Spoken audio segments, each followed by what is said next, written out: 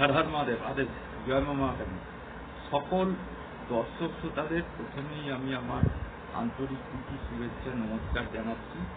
আমার ইউটিউব চ্যানেলের জ্যোতি অনুষ্ঠানে স্বাগত জানাচ্ছি। জ্যোতিষের অনুষ্ঠানে আজকের যে আলোচ্য বিষয়টা থাকবে সেটা হচ্ছে যে, দেখুন, আমাদের প্রত্যেকেরই একটা করে লগ্ন হয় এবং সেই লগ্ন আমাদের 4 রকমের লগ্ন হয়।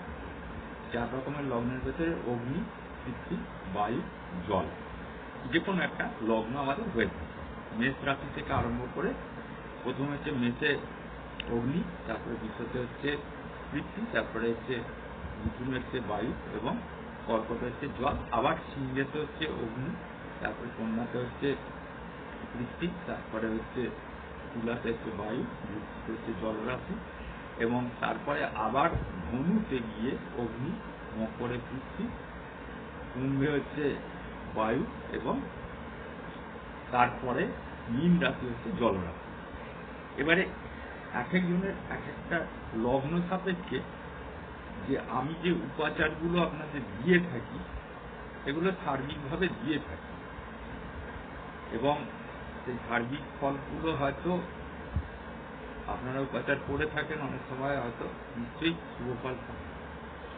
টোটকা জিনিসটা আলাদা, উপাচার জিনিসটা আলাদা, আমি আগে থাকতেই বলে দিচ্ছি।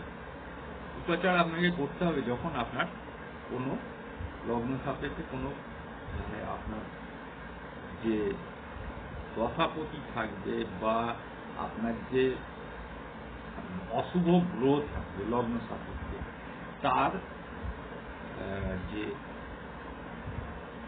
ভালো করার জন্য, তাকে বুস্ট আপ করার জন্য, শুভ ফল লাভের জন্য তখন তাকে উপাচার করতে হবে। এবং এই উপাচার কিন্তু এই 4 রকমের যে রাশি আমি বলে দিলাম, লগ্ন বলে দিলাম, এই 4 রকমের লগ্নে একই উপাচার 4 রকমের কিন্তু হয়ে থাকে। সেটাই আমি একটু ছোট্ট করে আপনাদের বলে দিচ্ছি।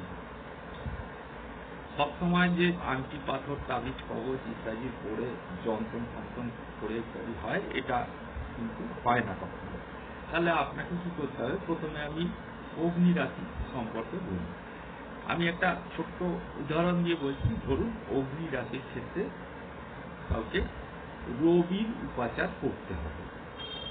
এখন রবি হচ্ছে আত্মাকারক গ্রহ। দেখুন, আত্মা যদি না থাকে, আপনি যদি নিজের স্বয়ং উপস্থিত না থাকেন, আপনার মন তো থাকবে না, মন থেকে কোনো দরকার নেই। সুতরাং আত্মার আগে বিকাশের প্রয়োজন হয়। তো সেই জায়গাটায় দাঁড়িয়ে আমি বলতে চাইছি যে মেষ লগ্নের ক্ষেত্রে, অর্থাৎ অগ্নি রাশি যেটি আছে তার ক্ষেত্রে যদি আপনি রবির কোনো প্রোটেকশন নিতে চান, তাহলে রবি হচ্ছে পঞ্চমপতি। আপনি অচিরেই একটা চুনি পড়তেই পারেন পঞ্চমপতি হিসাবে, কিন্তু ব্যাপারটা হচ্ছে যাদের চুনি পড়ার ক্ষমতা নেই তারা কি, তাদের তো একটা কিছু করতে হবে, দিতে হবে।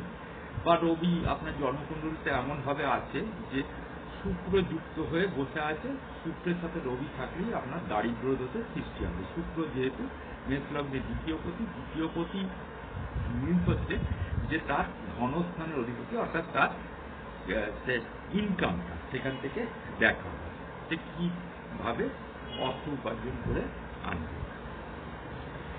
এখন যদি রবির সাথে শুক্র কোনো জায়গায় গিয়ে দুস্থানে গিয়ে এরকম অবস্থা সৃষ্টি করে থাকে, অর্থাৎ দারিদ্র্য সৃষ্টি করে থাকে, সেই ক্ষেত্রে আমি রবিকে নিশ্চিত বুস্ট আপ করতে পারবো না, চুনি পড়াতে পারবো না। সেই ক্ষেত্রে আমার উচিত হবে যে রবির উপাচার দেব।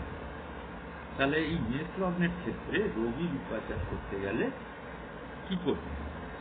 দেখুন, মেষ লগ্নের ক্ষেত্রে কোনো জিনিসকে আগুনের ভেতরে যদি আপনি দান করেন, সম্প্রদান করেন, তাহলে কিন্তু আপনার এই রবির যে প্রভাব, সেই কুপ্রভাব আপনার দূর হবে।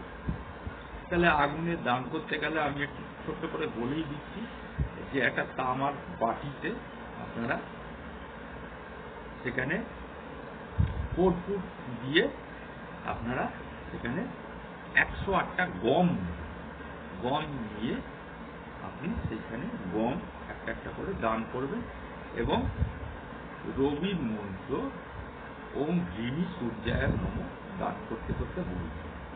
এটা প্রতি রবিবার করতে পারেন বা আপনি রোজও করতে পারেন। যদি আপনার রবি কোনো দশা চলে থাকে বা রবি আপনার জন্মকুণ্ডলিতে ওই রকমভাবে নানা রকমভাবে খারাপ হয়ে থাকে বা রাহু দৃষ্ট হয়ে থাকে, রাহু যুক্ত হয়ে থাকে বা কেতু যুক্ত হয়ে থাকে ইত্যাদি ইত্যাদি ব্যাপার থাকে, বা দ্বাদশে পড়ে গিয়ে থাকে রবি ইত্যাদি, তাহলে এইভাবে মানে আমি বলতে চাইছি আগুনের ভেতরে তাকে দান করলে পরে রবি কিন্তু কোনো জিনিসকে দান করলে মানে আহুতি দিলে রবির অশুভ প্রভাব আপনি মুক্ত হতে পারবেন। এরপরে বৃষ লগ্নের ক্ষেত্রে বলি, মানে আমি লগ্ন সাপেক্ষে ঠিক বলছি না, আমি বলছি দেখুন বৃষ লগ্ন বা রাশিটা হচ্ছে পৃথ্বী রাশি।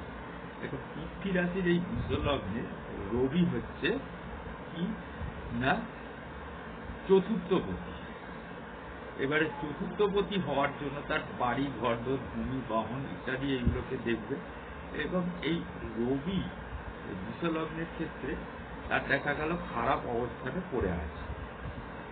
এখন বৃষ লগ্নের ক্ষেত্রে তুমি একটা পড়া যেতেই পারে, যেহেতু চতুর্থ কোনো অসুবিধা নেই। তা বৃষ লগ্নের ক্ষেত্রে তখন কিন্তু রত্ন ধারণ করানো যাবে রবির ক্ষেত্রে, অন্য কোনো গ্রহের ক্ষেত্রে যাবে কিনা সেটা আমার যারা আসবেন তাদের সেই বিবেচ্য বিষয়টা মানে বিচার্য বিষয়ের ওপর নির্ভর করবে। তার মানে পৃথ্বী রাশির লোকজনেরা কিন্তু রত্ন ধারণ করে গ্রহটাকে ভালো করতে পারে। এরপরে বলবো আমি বায়ু রাশি। এবার বায়ু রাশিটা আসছে মিথুন রাশি, ডুয়েল সাইন, ঠিক আছে। এই মিথুন রাশির ক্ষেত্রে রবি হচ্ছে তৃতীয় পতি, তৃতীয় স্থান থেকে যোগাযোগ, পড়াশুনোর একাগ্রতা, সিদ্ধিং, সমাজের উচ্চপদস্থ ব্যক্তি, উচ্চপদস্থ সব লোকেদের সাথে যাতায়াত, ওঠাবসা, সেমিনার ইত্যাদি ইত্যাদি গুলো বোঝা যায়। আমি এত ভেঙে বলতে পারছি না, এতটুকু তা এই তৃতীয়পতি হওয়ার জন্য রবি কিন্তু পাপ এই লগ্নের অনুযায়ী। তাহলে আমার এই যখনই রবি পাপ হয়ে যাচ্ছে তখনই কিন্তু আমাকে কিন্তু কি করতে হবে না রবির জন্য উপাচার দিতে হবে। এখন রবির জন্য উপাচার কি আছে, কি করে করবেন? আপনি রবি গ্রহের কোনো মন্ত্র নিত্য জপ করতে পারেন, এটা হচ্ছে রবি গ্রহের উপাচার। রবি গ্রহের যে বীজ মন্ত্র আছে ওম শ্রী সূর্যায় নমঃ আপনি জপ করতে পারেন। এর সঙ্গে সঙ্গে আরেকটা জিনিস করতে পারেন যে আদিত্য হৃদয় স্তোত্রম বলে একটা স্তোত্রম, সেই স্তোত্রমটা আপনি নিত্য পাঠ করলে পরে আপনার রবি গ্রহের কিন্তু অশুভ প্রভাব থেকে আপনি কিন্তু মুক্ত হতে পারবেন। এরপরে বলবো আমি জলরাশি। জলরাশি কর্কট রাশি। কর্কট রাশির ক্ষেত্রে এই ঠিক একই রবির উপাচার দিয়ে আমি বোঝাচ্ছি। যদি রবির উপাচার করতে হয়, দ্বিতীয় স্থানের অধিপতি মানে উপার্জনের অধিপতি, ধনস্থানের অধিপতি রবি। এখন ধনস্থানের অধিপতি ট্র্যাডিশনাল অ্যাস্ট্রোলজি হিসাবে এই ধনস্থানকেও কিন্তু মারক স্থান বলা হয়েছে, কিন্তু আমি কিন্তু বলি না। যাই হোক, আমি যখন জিনিসটা বোঝাচ্ছি আপনাদের, তাহলে আমাকে এই কর্কট রাশি অর্থাৎ জল রাশির ক্ষেত্রে আমাকে করতে হবে কি জলেতে কোনো অর্ঘ্য দিয়ে, রবির কোনো অর্ঘ্য দিয়ে আমাকে এই সমস্যা, রবির সমস্যা সমাধান করতে হবে। তাহলে জলেতে কি অর্ঘ্য দেওয়া যেতে পারে? আপনি নিত্য ভোর 4টে থেকে 6টার ভেতরে ঘুম থেকে উঠে ভালো করে স্নান টান করে আপনি একটা তামার ঘটি নিয়ে তার ভেতরে কুমকুম মেশাবেন, তার ভেতরে একটা লাল রঙের জবা ফুল দেবেন, দিয়ে আপনি সূর্য অর্ঘ্য প্রদান করতে পারেন। ঠিক মাথার ওপর থেকে কিন্তু আপনার এরকম করে তাকিয়ে প্রদান করতে হবে। প্রদান করার সময় আপনি কি বলবেন? ওম জবাসু সংশঙ্কা মহাদিম অরিম সর্ব পাপানা প্রণতস্মিন দিবাসন। তারপরে ওম ভৃণী সূর্যায় নমঃ এই মন্ত্রটা জপ করবেন। তারপরে ওম ভাং ভীম ধ্বংস সূর্যায় নমঃ। এইভাবে রবির অর্ঘ্য দিয়ে, বা আপনি কোনো প্রবাহমান নদীতে যদি এক মুঠো গম যদি রবিবার ছুঁড়ে ফেলে দিতে পারেন, ভাসিয়ে দিতে পারেন, তাহলে কিন্তু আপনার এই রবির অশুভ প্রভাবের হাত থেকে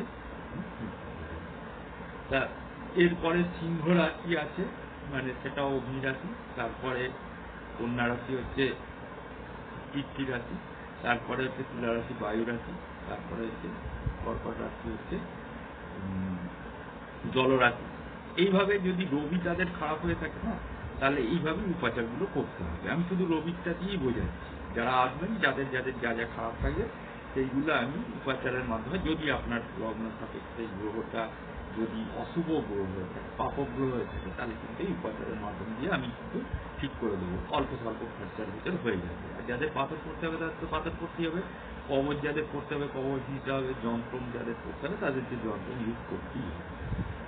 সেটা আপনার ছকের যে চিত্রটা, সেই চিত্রের উপর ডিপেন্ড করে আমি পার্টিকুলারলি আমি কি আপনাকে রেমিডি দেবো। আমার রেমিডি 1 টাকারও হয়, আমার রেমিডি লক্ষ কোটি টাকারও হয়।